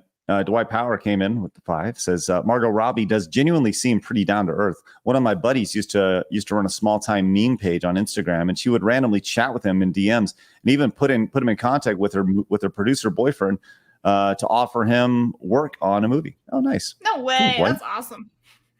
Delta says Alex covered this a few hours ago. Alanah also came out as demisexual at the end of June. It amazed me. I'm amazed a 30-year-old woman has self-realized she wants to date people before she gets serious. Is that what, Blaz, please Google what demisexual means. Didn't we look that up last week with the gaming awards? And it was something how you were like not attracted feeling-wise. It's when you get married to Ashton Kutcher when you're twice his age, right? Because all I'm saying is that she isn't beating the white girl victimhood. All I'm saying is that she isn't beating the white girl victimhood. Thank you, Delta. Appreciate that. And Gaming Newfie came back with the 10, says, cheat codes. Remind me of my old PC doom days in elementary school years. IDDQD, IDKFA, and IDDT. Good times. Godspeed. Thanks, Gaming Newfie. Appreciate that. And Mercenary says, as someone with Asperger's syndrome, a form of autism, and I'll tell you this much, F you to those who wanted to use my disability for their political agenda. You made this extremely personal to me, and anyone who does this, I have no respect for or kindness. Let's go. And Dark Resurrect says, as an autist who has as an autist who has platinumed Elden Ring and beat the DLC in 3 days, just shut up, retard. Children are a disability, and you have a literal skill issue. Thanks, Dark Resurrect. Appreciate that. Love that. Just G came back on locals sharing this and for $1 tip saying, yes, for the save, Craig. Knew you'd get it. Here's an old SNL one for us old heads. Yeah. I need more cowbell. Yeah. All right. There you go. Okay. And I can't stress this enough. Tard. Those are the pronouns, right? Yes. Re/tard. Yes, absolutely. We do see all of your super chats. We'll get to every single one before the show is over. Thank you guys very much, including all your Rumble rants and your direct donations, guys. Really appreciate that. All right, let's finish up here. So Razor, over the last little bit, there has been an ongoing, meme about video games. We talked about Sweet Inc. We've talked about these consulting firms getting involved with video game development. We've seen the allegations of bribes. We've seen the allegations of just obviously the gaslighting that you see that's associated with this. And we had this clip come out from Babylon Bee. Are you familiar with Babylon Bee, Razor? Yeah. Okay, so Babylon Bee created this little skit about how video games are made in the current year, and I wanted to do a little reaction to this because I thought this was absolutely brilliant. So let's go check this out here. Whoop, right there. All right, here we go.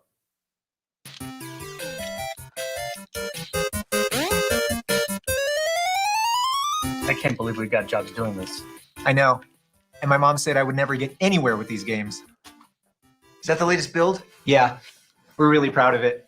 The art is finalized. Jumpy the hamster can even pick up treasures now as he embarks on an epic quest to save the royal family of Hammerlawn from an evil dark wizard.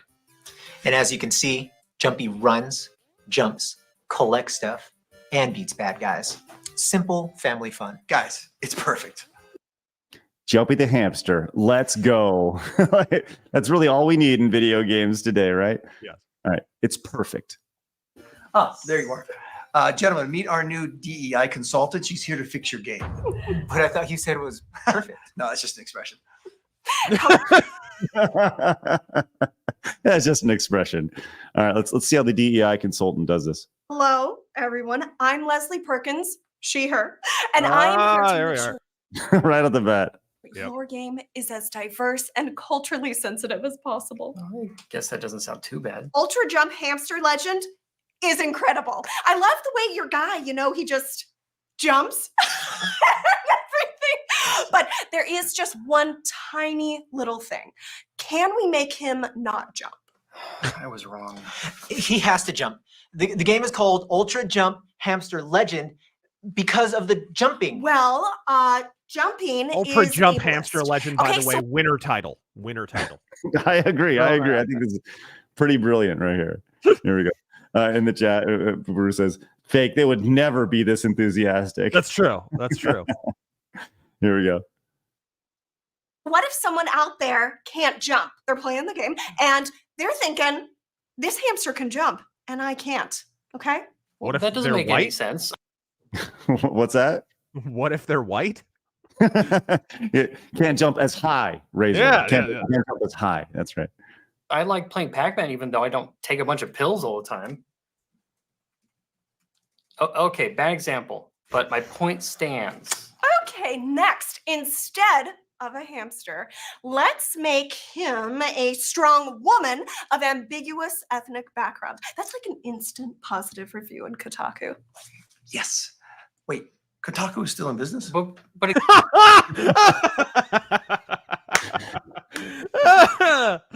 I'd like to use this as an opportunity to let you know that I have applied to be the Kotaku editor-in-chief, and I'm waiting to hear back from Go Media or Go Media. Yeah. When I become the editor-in-chief at Kotaku, I will fix that burning cesspool, and I will bring Kotaku back to relevancy, which will be Well, great. I have $2.51 in Ronald McDonald money, so I think I'll just buy Kotaku outright if that's okay with you. You got it, Razor. You go get. Can I be your EIC? Can I do it? Can I be? I'll be the Sure, why editor-in-chief. not? Why not? Okay. Dougie Fresh gave. Have Doug your Fresh- people call my people. We'll do lunch. Dougie Fresh says this is too real life, right? Here we go. Let's continue. Again, it's called Ultra Jump Hamster Legend. Guys, look, just remember, this is going to help our game reach a wider audience. No, it won't, but it will make us feel. Saying the quiet part out loud. Here we go. Here's the best part here. Your audience. No, it won't, but it will make us feel like we're good people. It will make us feel like good people. Okay, next, I noticed that Jumpy collects treasure. That's my favorite part. This seems to promote the colonialist appropriation of artifacts from indigenous cultures. I mean, How sad is it they literally did this to Tomb Raider? Yes, all these Hilarious. examples are literally from real life. They're real life things. If it wasn't so ridiculous, it wouldn't hit home so much. It's phenomenal. Just chef's kiss. the treasures are just golden slices of cheese. What if your players are lactose intolerant? Well, you don't eat the cheese in real life. He just walks over it and it says cheesecake. Bottom line, the treasures are gone. Cheese get. on. I never should have left Sonic Team. Let's move on to the game's plot. I thought it was cute how you get your little Jumpy to run through the levels to the Wizard's Tower, but I couldn't help but notice that this game doesn't have any commentary on the plight of the trans immigrant community. Again, it's called Ultra Jump Hamster Legend because he's a hamster. Okay, was a hamster. Now he is a strong woman fighting for representation in the trans immigrant community. Wait, Love the trans idea. immigrant community? Is that what they just said? Yes, of course. Why aren't you keeping up, Labs? I had to double take again. I mean, it's all right there, right under you, Blaz. Do you have a temporary disability and giving you the problems? Yeah. Yeah, I had to double take. I'm just like, wow. Cole says this is just real life. That's right. All right. This is not even a skit. It's documentary footage. Okay, no, hold on, wait. I'm just spitballing here. But should we change it to a commentary on climate change? Well, we could make the climate change like a season pass where you could pay for $59.99 or What? She's so excited. By the way, notice white woman. It's always Also, there's no gay stuff in the game. Well, it's for kids, so. Yeah, hence the gay stuff. Oh, yes, there we are. Asylum seekers. That's right. And there we go. We got our wheelchaired and protagonist here. now All with of these gay changes- stuff. That's right. Fantastic. Brilliant. Totally break gameplay. Gameplay. You see what I have to work with here? You believe this guy? I know this guy. This guy. You are a guy, right? I mean, you know what? I shouldn't have asked. I'll report myself to HR. Pretty brilliant. Pretty brilliant stuff right there. Love It's it. wild to see inside the offices at Ubisoft like this, but I think I dug it. Just the sheer I documentary feel like I'm footage. invading privacy, man. I don't know. Terrible. It's amazing. It's amazing to see. Well, congratulations on Babylon B being able to film that documentary as it happened. We'll see what happens with the new Assassin's Creed game as it's released. Because It's like the Hitman Bret Hart documentary. If I was Babylon B, I would 100% be releasing Jumpy, the legendary hamster. Whatever their game is, I would. Oh, dude, 100%. Babylon B could release that as a parody game and people would buy it. Oh, absolutely, 1000%. Brilliant stuff, though, and it would be way more funnier if it wasn't so true. And that's that. And I will say this: people in the video game industry, they'll be like, "That's not happening," right? But the point is that they need to listen to this stuff because that's the perception of what's happening, and if that's the perception of what's happening in your industry, you should probably, I don't know, listen, because at the end of the day, what is it? Perception is reality. And that is the reality of things so far. So anyways, big ups to Babylon B for that. Great stuff. And, quality, high quality entertainment right there from Babylon B. All right. Let's go ahead and get to some of your support today. Big Top came in with the 10, says, "Hey, yo, Craig and Razor, if you were a wrestler, what would be your entrance music, signature move, and finishing move?" Ooh, man. All right. Big Top, thank you very much. Great question. I'll start with this while Razor, you think about it. Yeah. My entrance music, and I've thought about this in depth, would be Here Comes the Hot Stepper. That right? I think that'd be awesome. My signature move, I don't know what my signature move would be, but I know that my finisher move would be like a pump handle. You start over here, pump handle power bomb. I always thought that'd be really, really cool, like off the side. Razor, what are your thoughts?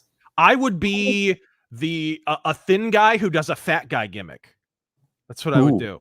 I would do only fat guy moves and move around as if I were a fat guy. I would have Yokozuna's finisher. I'd do the bonsai drop right on their throat.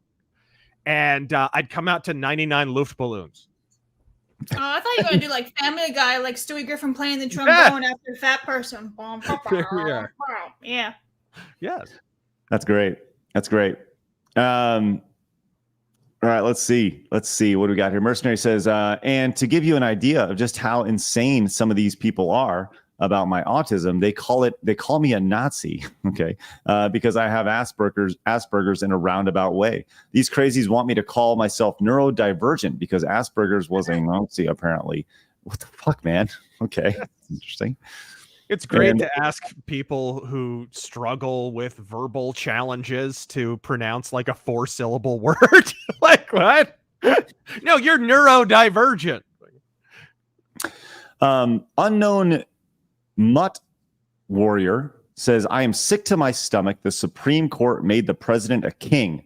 No one should be above the law. Now Project 2025 is a go ahead. If you enjoy adult content or anything the Christian far right deemed offensive, back it up now because it will be gone. All right. Thank you for that commentary on your perspective of how that Supreme Court ruled yesterday. Vlad, let's get to some sport via Super Chats. Guys, thank you very much for today. We cannot do the show without it, so we genuinely appreciate it. Thank you very much. Mm-hmm. Lampshade, great name, says, happy to report I got my American Pride merch in time for the 4th. Thank you 3 for helping us stay sane in this crazy world. You're welcome. Also, have Craig or Blabs ever played the modern Ninja Gaiden games? No. I played the first one briefly. I have not beat it, but I know it's extremely hard. JC says, just wanted to say love you guys. No homo. What's up, Razor? You guys, you get your mercenary Kickstarters confirmation yet? Battletech Mercenaries? I didn't donate to that. I haven't given them a dime since they fired Mr. Pardo. Let him know, Razor. Let him know. Says, speaking of Tracy Lords, Razor, are you a fan of the band Lord Tracy? Never heard of them. Emperor Creatin says most money ever dropped on a game was Fire Emblem Path of Radiance on GameCube, $425. The store I got it from had a stellar selection but charged double for everything. Least I've seen it for is $300. Damn. It's absurd too because why are the prices this way? They're supposed to reflect rarity, right? And these are games that had millions and millions and millions of copies sold and they're still out there. There's no rarity here. It's just price gouging. Yep. It's, by the way, well, this is a place where you can get it, so it's rare here, right? Like that's basically it's rare for this store, right? You know what it reminds me of, bro? I used to work in a comic book store, and we had Spawn #1. People would come in and ask for Spawn #1. There are people who think that's worth money. It's not. It's not worth any money. Millions and millions of copies of Spawn #1 were printed. So we would, this is so scummy. The manager would tell us to put one copy of Spawn #1 out at a time so that he could price it at whatever outlandish gougey price that he wanted it to be. And then it would sell, and then he'd go in the back and grab another. And we had long boxes and long boxes filled with Spawn #1, and people would always pay. That's what's happening with video games right now, guys. They're not rare. Stop paying the prices and they'll stop charging these prices. Spectacular. Did you want to show something, Craig? I did. Yes. Here is this. This is there you go. Flip that around right there. That's the price charting for your game, Fire Emblem Path of Radiance. Currently sitting at a sweet $218 for the value of it. Loose price $181. It appears you overpaid, my friend. I'm sorry. Yeah. sorry for that. Rootiger Samson says, question for Razor. Do you think the cancel campaign around Black Myth Wukong is just strategic marketing by a communist Chinese company? I'm pretending there's tons of Chinese spyware in the game. I don't know. I haven't looked into that. I've heard that's been a huge shit stink for a while, though. Right. Matthew says, would rather have reprints of retro games to play on original consoles, or would you rather have faithful ports to modern consoles with modern controls? I'd rather have both.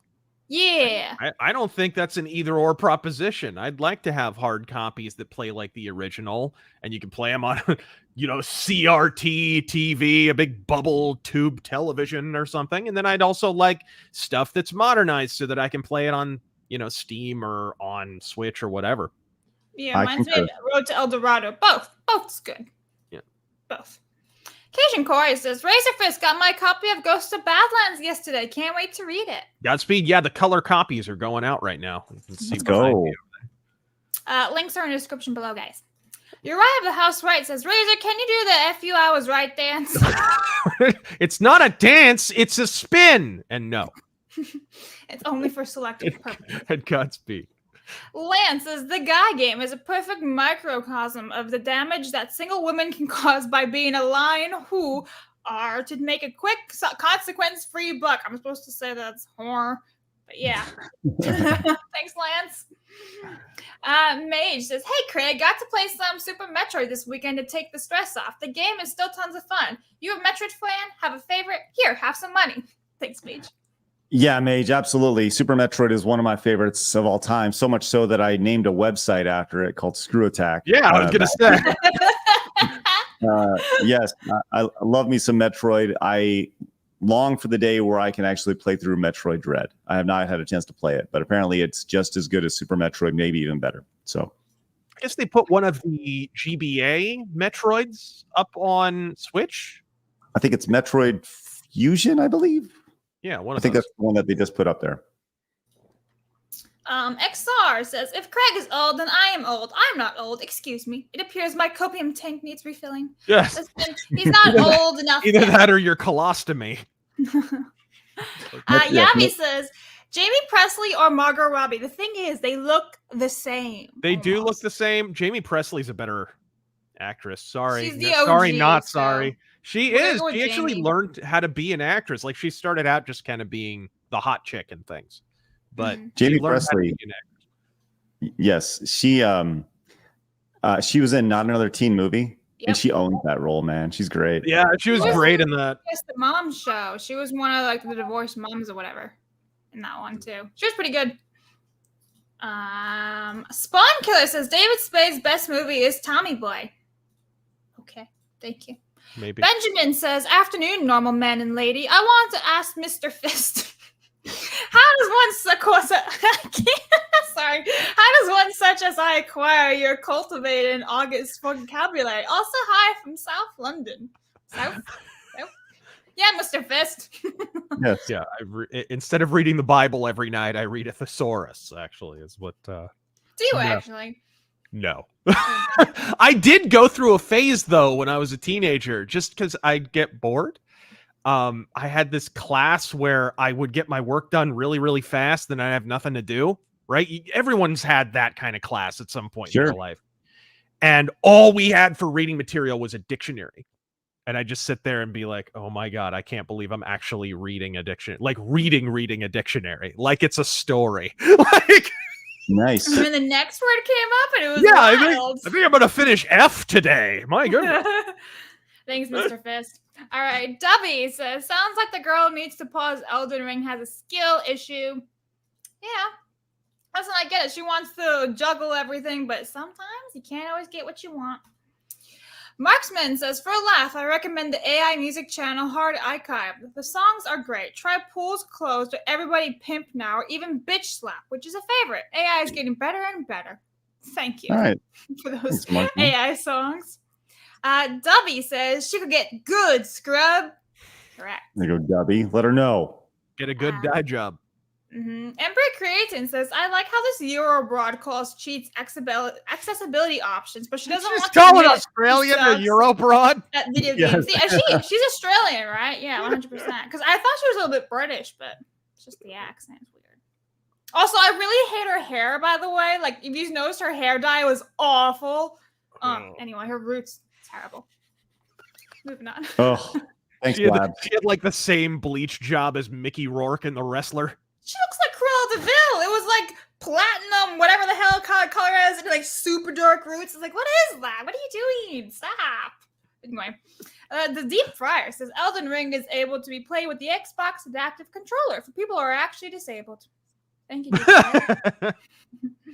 Varn says, I'm all for You're only disabled because you own an Xbox is really the problem. I have an Xbox. I can file for disability now. Let's go. Give me money. Yes.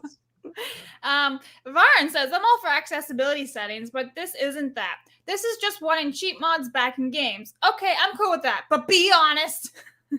Yeah. Thanks. I miss Yavi. cheat codes, dude. I miss them. Every game used to have cheat codes. Now none of them have them. You have to just mod the game. Cheat codes are definitely important. Yavi says, Alanah sounds like she enjoys 12th place trophies. Everybody's the winner. Mage says, playing a FromSoft game and complaining about poor difficulty balancing is like ordering from Chipotle and complaining about the watery beans. You knew what you're getting into when you walked in. Thank you, Mage. Chipotle. No, they hate dairy farmers and agriculture. Matthew Hammond says, you cannot spell ignorant without IGN. Sure. Matthew says, I don't like to say this about people in general, but Alanah, she danced the Monster Mash, wink wink, with somebody to get where she is today. YouTube won't let me say what I wanted. Did she like Kamala Harris? Is that what you're saying? Listen, I don't know, and I'm not going to speculate on that at all. But all I know is that she's demisexual. So, I think she Kamala Harris to get where she was. Gotcha. Okay. Thank you, Matthew. Nathan says, as a guy with a mental disability who beat Elden Ring 5 times and 100% to Dark Souls 3, don't hide behind me as an excuse to cover your own ego. Get on my level or don't play the game. Way to go, Nathan. Thank you. Oh, no. Techie says, is Alanah the female DSP? There's only one DSP, and that is I think she's way more successful than DSP, if I'm being honest. Lord J says, new merch detected. Where's my Govern Me Harder Daddy shirt? There you go. I don't think that shirt's going to be as successful as the current American Pride shirt, but Yeah, I think it'll have the harder. opposite effect. Yes. Lewis says, I have a situational disability where I have 2 thumbs and only one. These people want trophies for everyone. Don't make Mount Everest shorter. There you go. Thanks, Lewis. Nightlancer says, reserve my brother and 3040 Crag. If competence is demanded from journalists on YouTube, no journalist would be on YouTube. They doom the workforce. That's a good point. Very few journalists are on YouTube because they can't make it on YouTube. That's the reality of it. They've tried and failed, a lot of them. You see them all the time, right? Oh, hey, you remember me from CNN Primetime. Now I've got a YouTube channel you aren't subscribed to and never will. Right. And that's the reality of it, is the only reason why they have any sort of success or relevance is because they are shrouded by the umbrella of their brand name. That's it. And once that brand name is removed, off they go, because you'll never hear from them again. Off into the internet ether. Lord Slosh says, Pierce is part of this contingent of women who resent the very idea of motherhood and children because to them it's anti-feminist. Maybe. It could also just be, I mean, she's gone from one corporate gig to another. Clearly she's about her career, right? And that's okay. You're probably not going to have kids if that's the case. I think we can assume the best in that case. Doesn't necessarily have to be an ideological reason, although given that website she linked to, I think the chances are high. JR says, I hate to try to claim dyslexia and ADHD are disabilities. I just work harder and got over it. Big whoop, cry about it. That's the spirit. Thank you, JR. Andrew says, I don't have a disability. I'm just stupid. Way to be, Andrew. Proud of you. Wait a minute. Yeah. JJ says, I can't see in the dark. I have a disability. Magnum North says, I think Biden had a situational disability in the debate last week. Thank you, Magnum. Fetal Fury says, that young man played Elden Ring better than most gaming journalists. While jumping. Yeah, that's right. It was awesome. And did you see he actually let go of the controller with one hand too? Dude, I feel like crap. I beat Bloodborne. So beating Bloodborne with my cat on my lap was difficult, right? If my cat wanders by, that becomes a problem. Dubby says, what happens if the kid's mom is running around like crazy in the kitchen? He needs to pause it. Come on, guys. Mama's going to mess up his PB&J. Thanks, Dubby. Hardcore Bunny says, Elden Ring isn't hard. I'm hard. Thanks, Hardcore Bunny. Okay. Easy, Bunny. Just relax. Nathan says, to give you perspective, you can summon any army of NPCs to aid you in that fight. The fact that the 8-year-old did it without them is impressive. Yeah, it's awesome. Way to go, kid. Flickerbox TV says, so the lack of viable clean water and food is now a disability? Possibly. Gravy D is a member for 14 months. Says, I'm legally blind. I envy Helen Keller for having to hear AP. Alanah. That's funny. Yeah. Thanks, Gravy. Jack the Outcast says, hey, side scrollers, this month is Retro Month. We're going to be playing old games. Starting off with the original Baldur's Gate. Godspeed. We'll have fun. Well, Jack, I don't know if you know this, but it's actually International Normal Man Month as well in July. We reclaimed that. I announced it yesterday on the show on a whim because why not? Because we can just create things now. So we've done that. This is International Normal Man Month for everybody throughout the universe. Congratulations. There we go. Maybe that'll be our next shirt. International Men's Month? Men's Month? Normal Men's Month? International Men's Month? Normal Man Month. Yes, that's right. Yeah. Scarfy says DEI is just the Hays Code for the left. You know? You're not wrong. Uriah at the House Right says, but how does it sell burgers? I finally understood that meme. Thank you. Mage Leader says, I see Babylon Being is collaborating with Project Veritas. That's a high-quality hidden camera. That's funny.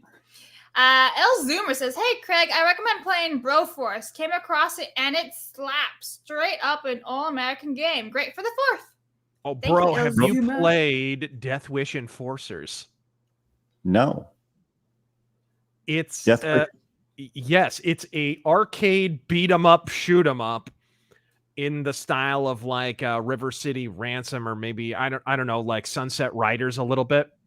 But it stars Charles Bronson, Dirty Harry, Pam Grier in every blaxploitation movie ever, Roger Moore, James Bond. Like, it's amazing. It's incredible. Fantastic game. I streamed it a while back.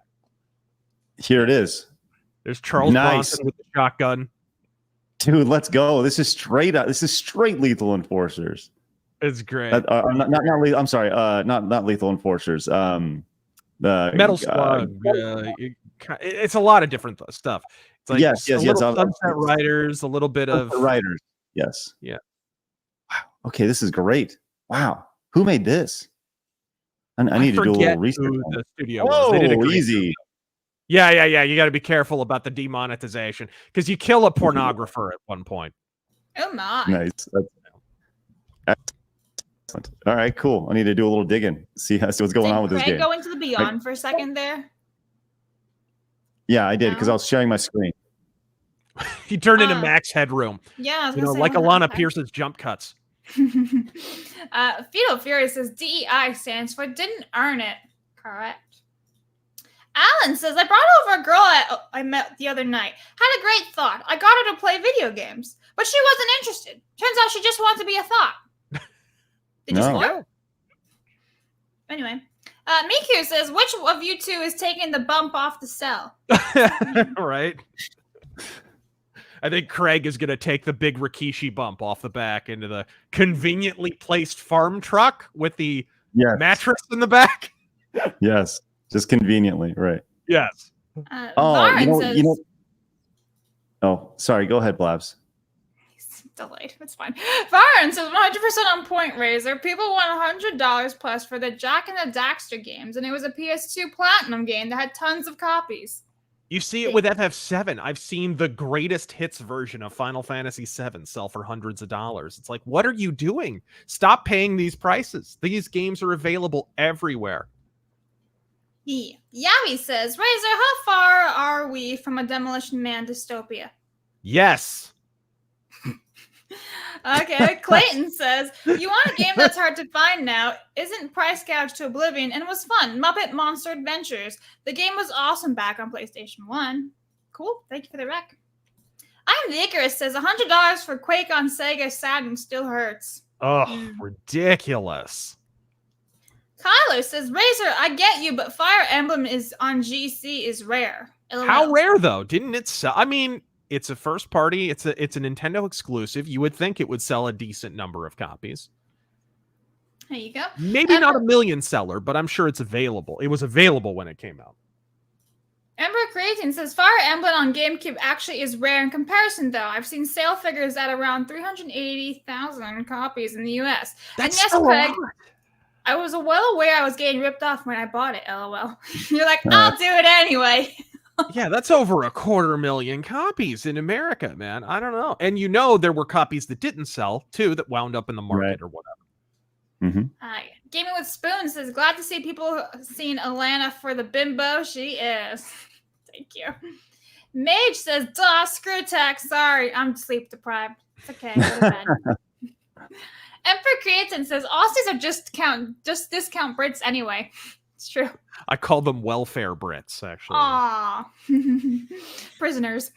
Raging Wolf says, Alanah Pierce, like other games journalists, got paid for a Cyberpunk review and lied to everyone about the game. These people That is true. Oh my God. I mentioned that in my review and totally forgot about it until just now. Thank you for mentioning that. Elaine, who's Alanah? What did I miss? Rewind. Or wait for timestamps when I'm done. Yes. Elite Nia says, briefly browsed through Alanah's Twitter replies and saw a tweet where she admitted she doesn't have kids. Let's hope it stays that way. She's one of those people who would, kind of, hey, I have 5 kids. We're going to keep trying till we find one we like, So I think it's best she doesn't procreate. Yeah. Scarfy the Strange says, my only Xbox disability is that Steel Battalion controller. Thank you, Scarfy. Andrew says, I recently wrote a research paper for a college class about the decline of journalistic integrity, and now my contempt for journos is unparalleled. Oh, awesome. please. Way to go. I hope I went to it. journalism school, by the way. So You too? I know exactly how full of crap they are. Yeah. Oh, yeah. Absolutely. Miku says, no, you're not. You're taking the mankind bump. Both of them. Just falling off the page. That pie over there says WWE honestly is the hypest thing I watch nowadays. Mind you, I only got into it last year and haven't gotten jaded like many others have from the dark age. They even did the woke right with a black WWE champ. You'll get there. Don't worry about it. It's been Thanks, terrible for pie 20 over years, and no amount of pretending it isn't is going to change that. And we are caught up on the tubes. All right. Black Shirt and Jeans says, Hail Side Scrollers, Razor Ghost of the Badlands is the first American comic I've read in over 20 years, and it was excellent. Hoping for more adventures of the Bible-quoting ghost from Canyon Diablo. Godspeed. That's awesome to hear. Says, by the way, you guys can pick that up in the description below and in the chat. If you guys it's on Amazon, and if you've already read it, drop a review. Yeah, it's great. I followed up with says, also, anyone else figure out that the Hawk Tua girl stole her bit from Iron Sheik? America, Hawk Tua. Hey, she did, didn't she? Iran #1, USA. Mimic came in and says, dude, UHF is fantastic. Conan the Librarian, Wheel of Fish, Bowling for Burgers, and the Rambo scene. The supplies joke. It's definitely one of my favorites. I may have to watch it tonight. There you go, Mimic. You know what's up. Then he followed up and says, I generally like Callista Flockhart, but the woman is so skinny. If she farted, she'd knock herself over. Bentley's Shane came in and says, I knew Alanah from her days when that's right. She was with Funhouse. That's right. I knew Alanah from her days when Funhouse was actually decent. She and those from Funhouse have jumped on the PC train. She's also from the fictional country of Australia. Brian says, land of wallabies and COVID camps. That's right. Brian came back, says, it's not ableist, shaking my damn head. That's right. An old school gamer came in with the $100 Rumble rant. Says, first time in a while I've been able to catch this show live. Awesome show as always. Razor, I've enjoyed your live stream during the debate. Didn't expect to be laughing that hard at the presidential debate. Thank you so much for that, old school gamer. Let's get you on the wall. And I'll tell you what, I tuned into your reaction as well, Razor. It was interesting. It turned it legendary. Like, I expected it to be okay, but my God, I didn't expect like the worst debate performance of the modern age. I didn't expect that. People look back on the JFK debate. Remember, they say the JFK, where Nixon kind of looked sweaty, and so they decided he lost the debate. Yeah. Apparently there was a split. People who listened on radio thought Nixon won because he made better points. But people who watched on TV were like, oh, he's so handsome. Right? Yeah. So JFK won. That's right. Gaming Newfie came back, says, as a kid, when I noticed the NES games were being discontinued in the late 90s, I knew this will be the fate of the SNES, N64 games and beyond. Keep your physicals and never trade them in. Not worth it. Godspeed. Thank you very much. And Winston came in with a 5, says, came here late, but the only game that I know that sells for hundreds due to scarcity is the original copy of Panzer Dragoon Orta for the Dreamcast. Have they ever made a digital port for any of the modern consoles or Steam? Panzer Dragoon Orta. No, I didn't even know that game existed. I know Panzer Dragoon did, but I don't know if they've made. I would assume some Dreamcast games, particularly toward the end of that system's lifespan, are probably legitimately rare because they didn't even have time to print that many copies, right? Because the system went away. So I don't know. Like Record of Lodoss War. There's a Record of Lodoss War game on Dreamcast that you can't find. So it looks like Panzer Dragoon Orta was only available for the Xbox, which is crazy. And it does not look like there's been a remake for that. Thank you, Winston. Appreciate that. Oh, there was an Xbox game, not a Dreamcast. Yes. Interesting. The original Panzer Dragoon was a Dreamcast game. Okay. And I think the sequel was, yes. Gotcha. Dirtus King says Fire Emblem on GameCube is also rarely sold because, like me, it is held onto like the Ark of the Covenant. I will be buried with my Fire Emblem collection. There you go, Dirtus King. And Marksman came in and says, Crypt Daddy beat Elden Ring easy. Rest in peace, legend. There you go. All right. Man, you guys have been spectacular today. What a fun show, man. Fun stuff. By the way, the Death Wish Enforcers game, I was doing a little research on it as we were doing super chats and such. This game was developed by a company called Monster Bath Studios. And it looks like it's like one dude. The problem with it is that it's published by Limited Run Games. And we were talking about that earlier. Like, well, the physical version is I don't think Limited Run, like the game's available on Steam. I never saw a Limited Run logo on it, so I'm pretty sure that just goes straight to the developer.